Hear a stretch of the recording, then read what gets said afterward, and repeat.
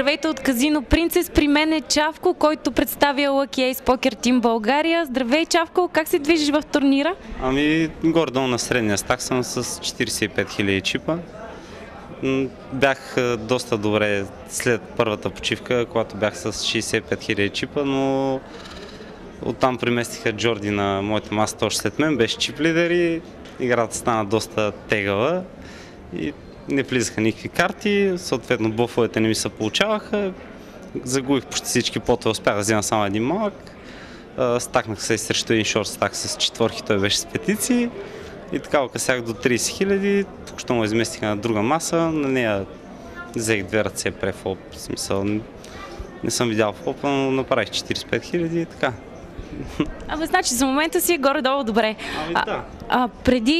Преди всъщност зад кадър, зад камера, Чавко ни разказа една интересна история за това как е пристигнал вчера и какво му се е случило на автогарата в София. Ще разкажеш ли всъщност и на нашите зрители какво се случи?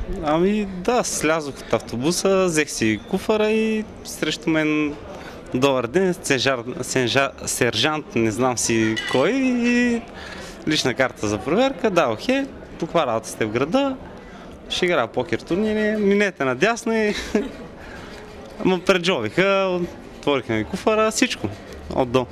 Не намериха наркотици и това беше. Това е полицаите мразят покерджиите. Да се надяваме, че ще си променят мнението, а на Чавко пожелаваме финална маса и призово място. Благодаря ви. Благодаря и аз.